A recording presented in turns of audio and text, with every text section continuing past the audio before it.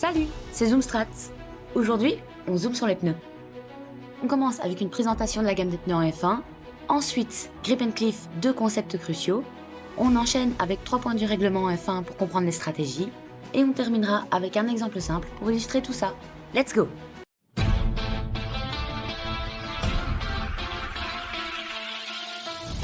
Ce sont des pneus Pirelli, 18 pouces depuis 2022 et pas de changement pour 2026. Ils seront juste un peu plus étroits.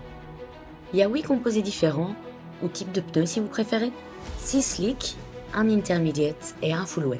Petite parenthèse vite fait, si j'utilise ces termes en anglais, c'est pas pour le plaisir de vous montrer mon piètre niveau, c'est uniquement pour vous familiariser avec les termes les plus courants utilisés dans le monde de la F1. Parenthèse fermée, retour à nos 8 composés. Les slick, c'est les pneus pourtant secs. Ils vont de C1 à C6, du plus dur au plus tendre. À noter qu'au plus ils sont tendres, au plus ils sont rapides. Et inversement, les pneus intermédiaires sont pour les plus modérés et les full wet pour les fortes pluies.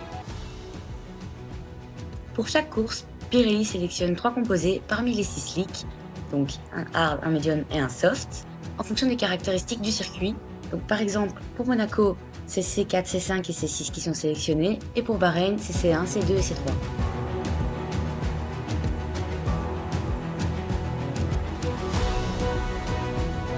Le grip, c'est l'adhérence.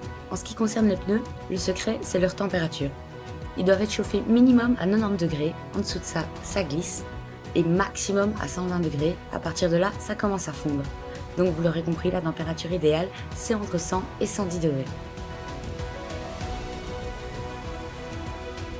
Le cliff, c'est une chute soudaine de performance due à l'usure. Fin de compte à rebours avant le pit stop. Il survient plus ou moins tôt en fonction du type de pneu utilisé. Vous commencez peut-être à comprendre pourquoi les pneus sont d'une importance capitale en stratégie. Il faut réussir à trouver le bon équilibre entre performance et endurance.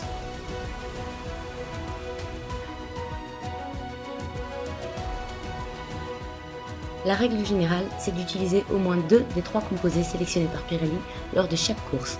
Exception en cas de pluie, cette obligation tombe, on peut donc tenter le pari de finir la course avec les mêmes pneus, et ça a déjà été fait, on en parlera dans une prochaine vidéo. Juste une interdiction concernant les pneus C6 qui deviennent vraiment trop dangereux dans ces conditions. Chaque pilote dispose de 20 jeux de pneus par week-end, 13 slick, 2 hard, 3 medium, 8 soft, plus 4 intermédiaires et 3 full wet. Après chaque session d'essai libre, ou free practice session, il y en a 3 par week-end, ils doivent rendre 2 jeux de slick. En général, un des jeux rendus vient d'être utilisé, mais il peut arriver que pour des raisons stratégiques, un pilote rende 2 jeux neufs. C'est déjà arrivé.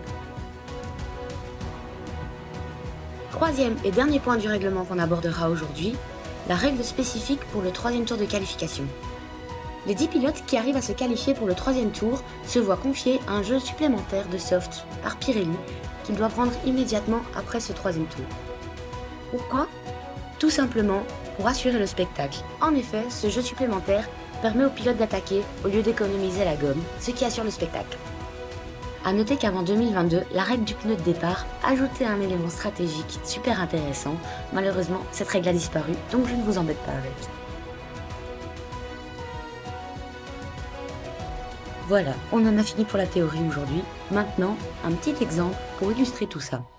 Je propose qu'on s'imagine un week-end plein soleil pour faire simple. Le vendredi, les pilotes démarrent avec 13 jeux de slick. Et ce jour-là, il y a 2 essais libres. Le 3e a lieu le lendemain. Si vous avez bien suivi, le samedi, avant les qualifications, les pilotes ont déjà rendu 6 jeux de pneus à Pirelli.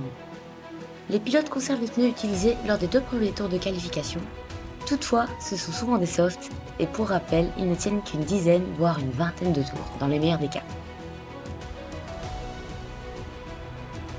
Les pilotes démarrent donc la course avec 7 jeux de pneus slick, et non 13. Il leur reste approximativement 5 jeux neufs et 2 jeux usés. Ce chiffre peut varier en fonction des stratégies. Vous l'aurez compris, il existe des dizaines de combinaisons possibles et autant de stratégies envisageables. C'est tout pour aujourd'hui. La semaine prochaine, on parlera du DRS et de son avenir en 2026.